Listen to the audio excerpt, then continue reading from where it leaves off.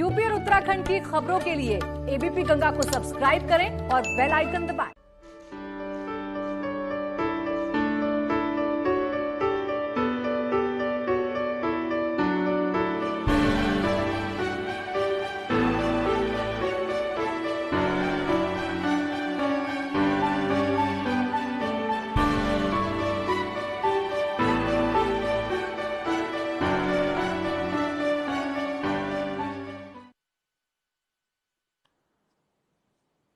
आदरणीय प्रधानमंत्री जी से आग्रह है कि आप इस शुभ अवसर पर अपने अभिभाषण से हम सभी को कृतार्थ करें। नमस्कार। केंद्रीय मंत्रिमंडल के मेरे सभी सहयोगी गण,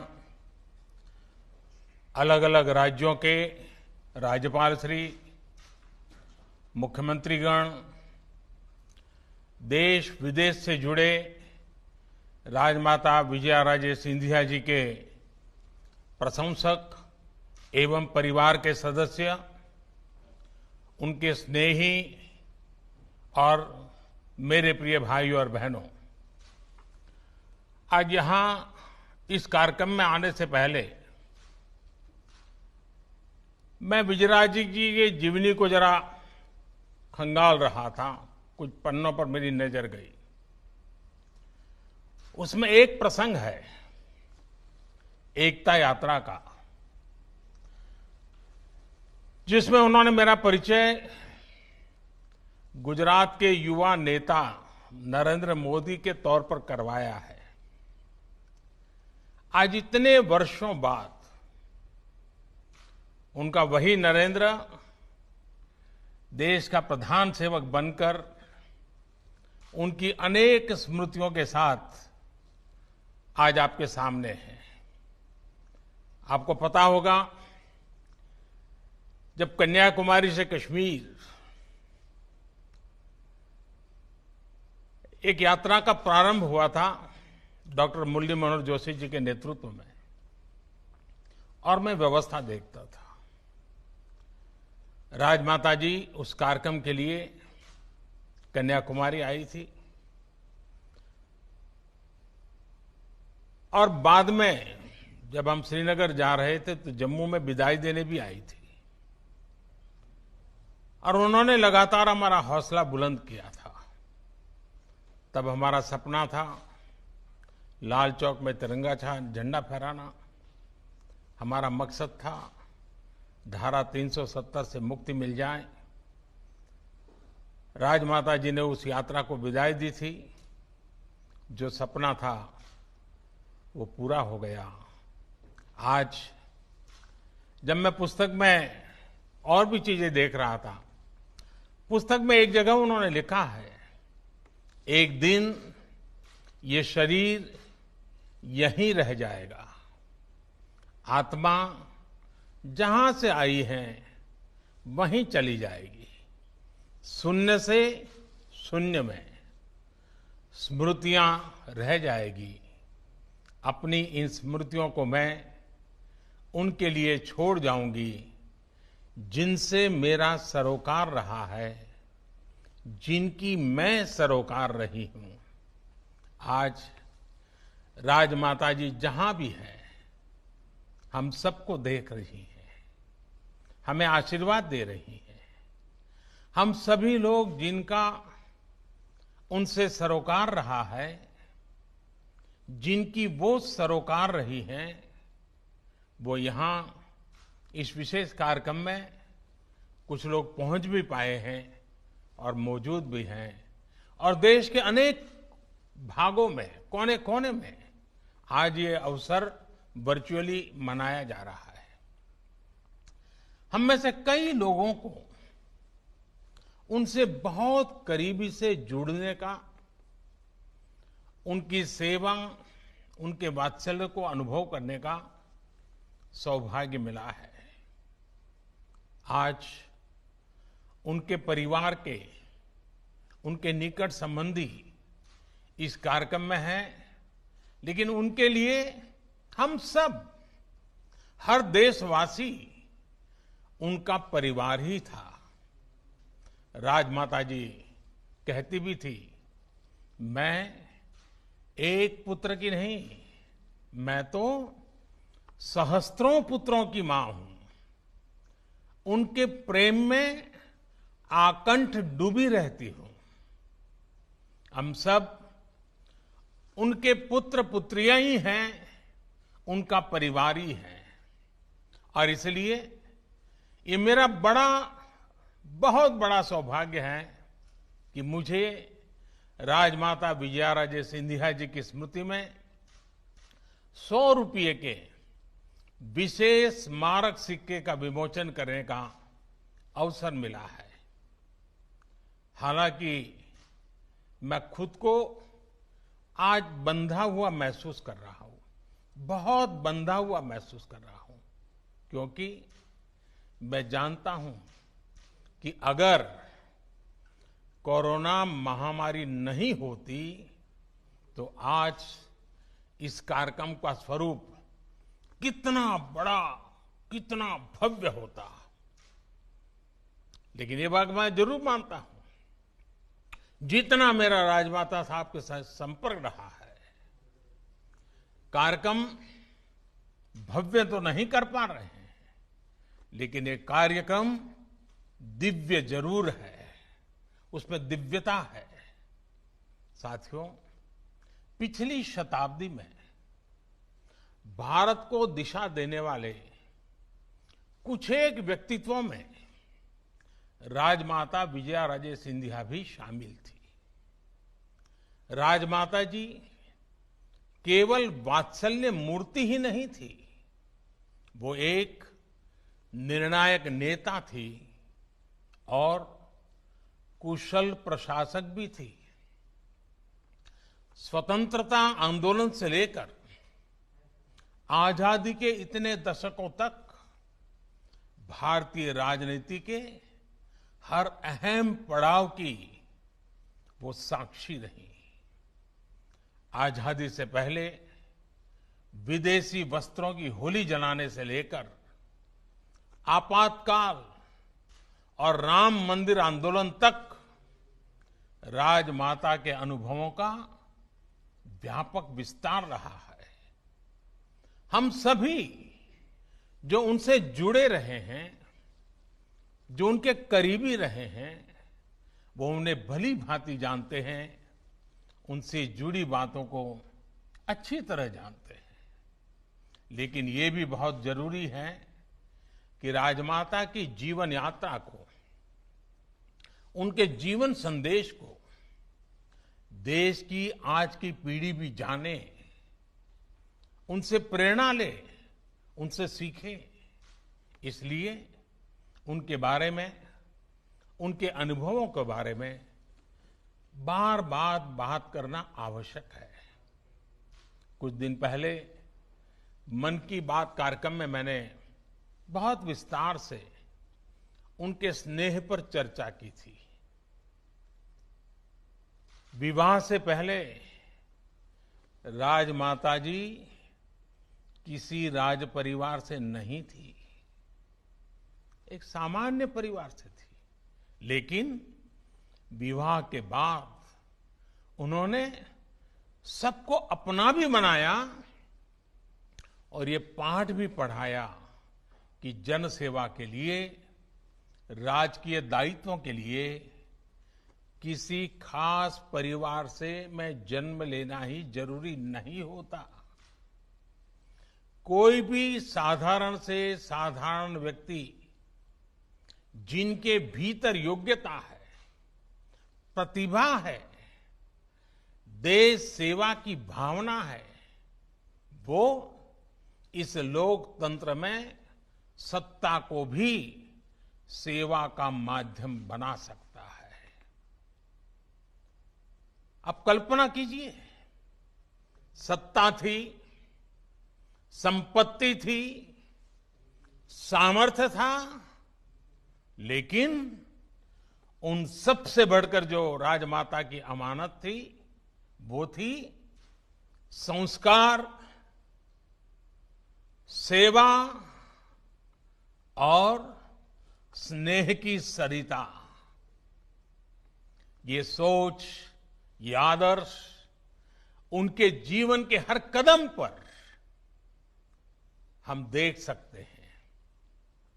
इतने बड़े राजघराने की मुखिया के रूप में उनके पास हजारों कर्मचारी थे, भव्य महल थे, सभी सुविधाएं थी, लेकिन उन्होंने सामान्य मानवी के साथ, गांव गरीब के साथ जुड़कर जीवन जिया, उनके लिए अपना जीवन समर्पित कर दिया। राजमाता ने साबित किया कि जनप्रतिनिधि के लिए राजसत्ता नहीं, जनसेवा सबसे महत्वपूर्ण है। वो एक राज परिवार की महारानी थी, राजाशाही परंपरा से थी, लेकिन उन्होंने संघर्ष लोकतंत्र की रक्षा के लिए किया। जीवन का महत्वपूर्ण कालखंड जेल में बिताया। आपातकाल के दौरान उन्होंने जो जो सहा, उसके साक्षी हम में से बहुत से लोग रहे हैं। इमरजेंसी के ही दौरान तिहाड़ जेल से उन्होंने अपनी बेटियों को चिट्ठी लिखी थी। संभवतः उषा राजे जी, वसुंधरा जी, यशोधरा जी, उन सबको ये चिट्ठी याद होगी। राजमाता ने जो लिखा था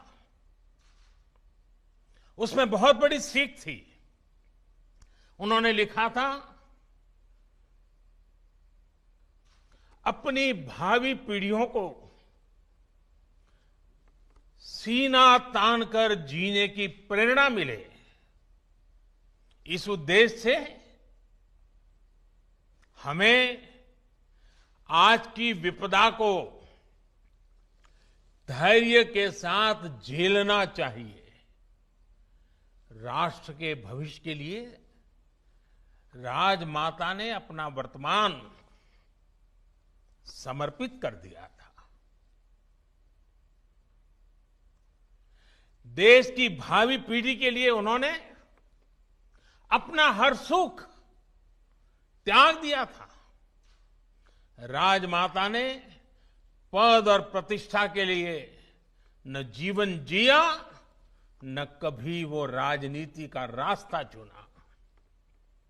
ऐसे कई मौके आए जब पद उनके पास तक सामने से चल करके आए, लेकिन उन्होंने उसे विनम्रता के साथ ठुकरा दिया। एक बार खुद अटल बिहारी वाजपेयी जी और लाल कृष्ण आडवाणी जी ने उनसे बहुत आग्रह किया था कि वो जनसंघ की अध्यक्ष बन जाए, लेकिन उन्होंने एक कार्यकर्ता के रूप में ही जनसंघ की सेवा करना स्वीकार किया। अगर राजमाता जी चाहती तो उनके लिए बड़े से बड़े पद तक पहुंचना मुश्किल नहीं था, लेकिन उन्होंने लोगों के बीच रहकर, गांव और गरीब से जुड़े रहकर उनकी सेवा करना पसंद किया। साथियों, हम राजमाता के जीवन के हर एक पहलू से, हर पल बहुत कुछ सीख सकते हैं। उनकी कई ऐसी कहानियां हैं, जीवन की सातत्यपूर्ण घटनाएं हैं जो उनसे जुड़े रहे लोगों को बताते रहे। एकता यात्रा का ही एक और किस्सा है। जब वो जम्मू में थी तो दो नए कार्यकर्ता भी उनके साथ थे। राजमाता दूसरे कार्यकर्ता का कभी कभी नाम भूल जाती थी, तो बार बार पहले कार्यकर्ता से पूछती थी कि तुम गोलू हो ना, और दूसरे साथी का क्या नाम है। वो अपने छोटे से छोटे साथियों को उनके नाम से जानना, पहचानना पसंद करती थी। साथ के लोग कहते भी थे कि आप क्यों नाम की इतनी चिंता करती हैं, आप बस आवाज लगा दीजिए। लेकिन राजमाता उन्हें जवाब देती थी कि मेरे कार्यकर्ता मेरी मदद कर रहे हैं और मैं उन्हें पहचानूं तक नहीं, ये तो ठीक बात नहीं होगी। मुझे लगता है कि सामाजिक जीवन में अगर आप हैं, फिर चाहे आप किसी भी दल से, किसी भी पार्टी से हो, सामान्य से सामान्य कार्यकर्ता के प्रति ये सोच, ये भाव हम सभी के मन में होना ही चाहिए। अभिमान नहीं, सम्मान, ये राजनीति का मूल मंत्र उन्होंने जी करके दिखाया है। साथियों, राजमाता, उनके जीवन में अध्यात्म का अधिष्ठान था। आध्यात्मिकता के साथ उनका जुड़ाव था। साधना, उपासना, भक्ति उनके अंतर मन में रची बसी थी। लेकिन जब वो भगवान की उपासना करती थी तो उनके पूजा मंदिर में एक चित्र भारत माता का भी होता था। भारत माता की भी उपासना उनके लिए वैसे ही आस्था का विषय था। मुझे एक बार उनसे जुड़ी एक बात कुछ साथियों ने बताई थी, और मैं जब उस बात को याद करता हूं तो मुझे लगता है मैं भी आपको बताऊं। एक बार वो पार्टी के कार्यक्रम में मथुरा गई थी। स्वाभाविक था कि वहां राजमाता बांके बिहारी जी के दर्शन करने भी गई। मंदिर में उन्होंने बांके बिहारी जी से जो कामना की, उसका मर्म समझना बहुत आवश्यक है। राजमाता ने तब भगवान कृष्ण से प्रार्थना करते हुए क्या कहा? हम सब के लिए राजमाता के जीवन को समझने के लिए बात बहुत बड़ी काम आने वाली है। वो भगवान कृष्ण के सामने खड़ी हैं, बड़े भक्ति भाव से खड़ी हैं, आध्यात्मिक चेतना जग चुकी है, और वो भगवान कृष्ण के सामने क्या प्रार्थना करती? वो कहती है, हे कृष्ण, ऐसी बांसुरी बजाओ, ऐसी बांसुरी बजाओ कि पूरे भारत के सब नर नारी फिर से जागरूक हो जाएं। आप सोचिए, अपने लिए कोई कामना नहीं की, जो चाहा देश के लिए चाहा, जन जन के लिए चाहा, और वो भी चेतना जगाने की बात की। जो कुछ भी किया देश के लिए किया। एक जागरूक देश, एक जागरूक देश के नागरिक क्या कुछ कर सकते हैं, वो ये जानती थी, समझती थी। आज जब हम राजमाता जी का जन्म शताब्दी मना रहे हैं, पूर्णता की ओर हैं, तो हमें संतोष है कि भारत के नागरिकों की जागृति को लेकर उनकी जो कामना थी, बांके बिहारी में उनकी जो प्रार्थना थी, वो आज लग रहा है कि धरातल पर चेतना के रूप में अनुभव हो रही है। बीते वर्षों में देश में जो अनेकों परिवर्तन आए हैं, जो अनेकों अभियान और योजनाएं सफल हुई है, उसका आधार ये जन चेतना है, जन जागृति है, जन आंदोलन है। राजमाता जी के आशीर्वाद से देश आज विकास के पथ पर आगे बढ़ रहा है। गांव, गरीब, दलित, पीड़ित, शोषित, वंचित महिलाएं आज देश की पहली प्राथमिकता में है। नारी शक्ति के बारे में तो वो विशेष तौर पर कहती थी कि जो हाथ पालने को झुला सकते हैं, वह विश्व पर राज भी कर सकते हैं।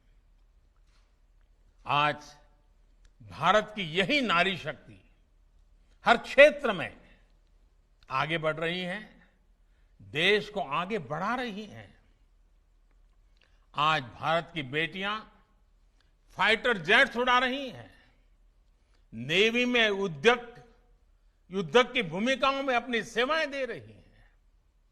आज 3 तलाक के खिलाफ कानून बनाकर देश ने राजमाता जी की उस सोच को, नारी सशक्तिकरण के उनके प्रयास को और आगे बढ़ाया है। देश की एकता अखंडता के लिए कश्मीर, भारत की एकता का सपना के लिए उन्होंने जो संघर्ष किया, जो प्रयास किया, उसका परिणाम आज हम देख रहे हैं। आर्टिकल 370 खत्म करके देश ने उनका बहुत बड़ा सपना पूरा किया है। और यह भी कितना अद्भुत संयोग है कि राम जन्मभूमि मंदिर निर्माण के लिए उन्होंने जो संघर्ष किया था, उनकी जन्म शताब्दी के साल में ही उनका यह सपना भी पूरा हुआ है। और जब राम जन्मभूमि की बात निकली है तो मैं जरूर कहना चाहूंगा कि जब अडवाणी जी सोमनाथ से अयोध्या की यात्रा के लिए चले थे और राजमाता साहब उस कार्यक्रम में रहे, ये हम सबकी भी इच्छा थी और राजमाता जी भी चाहती थी कि ऐसे महत्वपूर्ण अवसर पर उनका होना चाहिए। लेकिन कठिनाई ये थी कि उन समय नवरात्रि के पर्व चल रहे थे और राजमाता साहब नवरात्रि में अनुष्ठान करती थी और वो जिस स्थान पर अनुष्ठान करती थी वहां पूरा अनुष्ठान के समय छोड़ती नहीं थी। तो राजमाता साहब से जब मैं बात कर रहा था, उन्होंने कहा देखो भाई मैं तो नहीं आ पाऊंगी लेकिन मुझे आना जरूर है। तो मैंने कहा रास्ता बताइए। उन्होंने कहा मैं पूरी नवरात्रि के लिए ग्वालियर से निकल करके सोमनाथ जाकर के रहना चाहती हूं और वहीं पूरी नवरात्रि करूंगी और वहीं से जब नवरात्रि के दरमियान ही ये यात्रा का प्रारंभ हो रहा है तो वहीं मैं कार्यक्रम में शरीक हो जाऊंगी। और राजमाता जी का वो उपवास भी बड़ा कठिन रहता था। मैं उस समय नया नया राजनीति में आया था, एक कार्यकर्ता के रूप में व्यवस्थाएं देखता था। मैंने राजमाता साहब की सोमनाथ की व्यवस्था संभाली और वो समय था जब मुझे राजमाता साहब के अति निकट आने का अवसर मिला था और मैंने देखा था कि उस समय उनका पूरी पूजा, पूरा नवरात्रि का उनका अनुष्ठान एक प्रकार से ये अयोध्या रथ यात्रा को और राम मंदिर को समर्पित कर दिया था उन्होंने। वो सारी चीजें मैंने अपनी आंखों से देखी थी।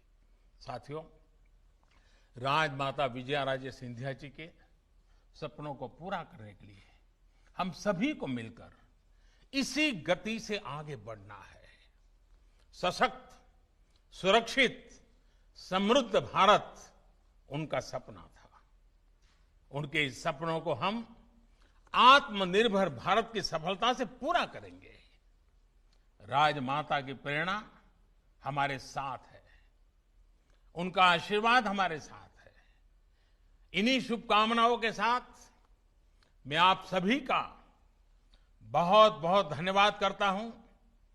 और राजमाता साहब ने जिस प्रकार का जीवन जिया है, कल्पना कीजिए आज एक तहसील का अध्यक्ष बन जाता है ना, उसका भी मिजाज क्या बन जाता है। और राजमाता इतने बड़े घराना, इतनी बड़ी सत्ता संपत्ति, सबके बाद जिन्होंने उनके निकट का देखा है, क्या नम्रता थी, क्या विवेक था, क्या संस्कार थे, जीवन को प्रेरणा देने वाले। आइए हमारी नई पीढ़ी के साथ इन बातों की चर्चा करें। और मुद्दा सिर्फ किसी राजनीतिक दल का नहीं है, ये हमारी आने वाली पीढ़ियों के लिए है। आज भारत सरकार का ये सौभाग्य है कि हमें राजमाता जी के सम्मान में ये सिक्का देश के सामने रखने का अवसर मिला है। मैं फिर एक बार राजमाता जी को आदरपूर्वक नमन करते हुए मेरी वाणी को विराम देता हूं। बहुत बहुत धन्यवाद।